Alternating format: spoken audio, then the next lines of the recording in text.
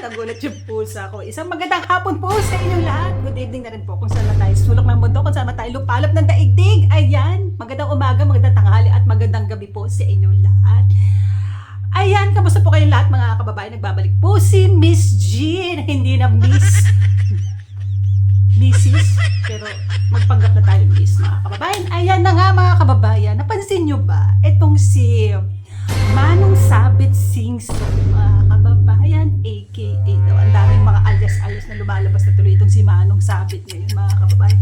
Nag-aalak kibuloy na kung ano yung binastos ng buloy noon, mga kababayan. Aba, mukhang tinatapatan ni Manong ngayon. Talagang kung kailan jumonda si Manong na dapat tahimik lang to eh. Alam mo, dapat pagkaganyan ng mga edad, mga kababayan. No? Hindi tayo sa totoo, realidad, mga kababayan. Kung pagkaganyan na ang edad natin, enjoy mo na lang yung pera mo. Enjoy mo yung kayamanan mo. Mag-travel ka, magpakasaya ka, mambabae ka, kung anong gusto mo. Diba, mga kababayan, ang dami ng pera. Kulang pa ba? Aanin mo pa yung kayamanan mo. Dapat ngayon, ini-enjoy, nagkakapi-kapi ka na lang, hawak mo yung remote, nanonood ka ng balita. Kumbaga, Diyos ko, naghahanap ka pa ba ng problema sa buhay? May edad ka na, kumbaga, nag-aantay na lang tayo ng takip silim at sunduin ng Panginoon. Pero bakit parang naghahanap ka pa ng sama ng loob sa buhay mo? Kasi parang lahat na lang gusto mong pasukan. Alam mo, tipong dapat enjoy na lang talaga ang buhay eh. Bakit nag-aamo ka pa ngayon ng problema? Biruin mo, ginagamit mo pa yung kabataan. Nag-aaklas ka. Hinahamon mo ang batas. Hinahamon mo si Bongbong Marcos na bumaba na. Huwag mo nang antayin na ang mga militar, ang kapulisan, magdanas. Naku Lord, ang dami na nangyayari sa mundo ngayon. May lindol sa Japan, tapos ngayon nag-aalboroto ang bulkang Mayon sa Bicol, mga kababayan. Dapat nagpapakabait na tayo.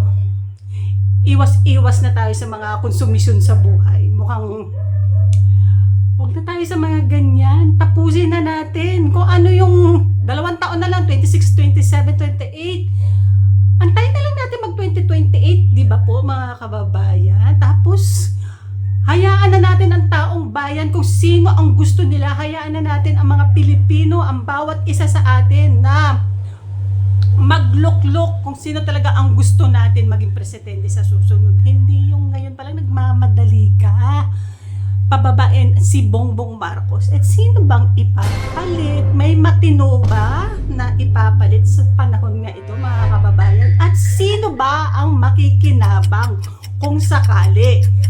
Yumaman ba tayo, mga kababayan, nung panahon pinababa si Joseph Estrada at pinalitan ni Gloria? Yumaman ba ang bansang Pilipinas, mga kababayan?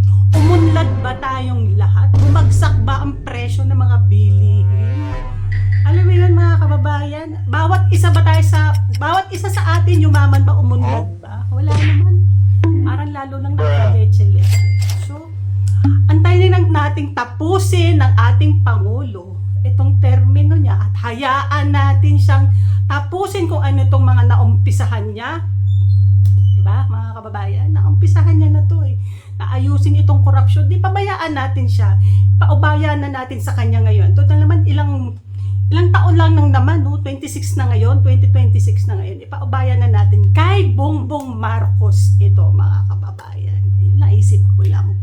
Ayun, comment yun na lang po kung kung tama ba itong sinasabi ko o mas tama pa yung mga saloobin nyo, mga kababayan. I-comment nyo nga po dito.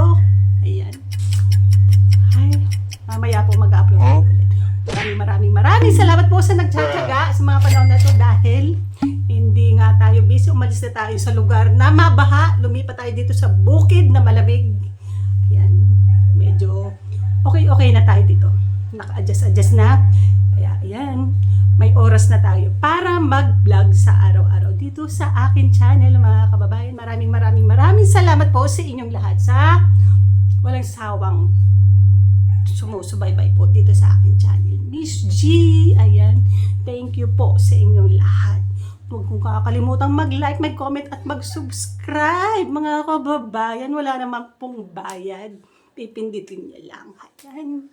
God bless po sa ating lahat. Ingat po. Ayun, ang labo pala pag nakasalamin ako.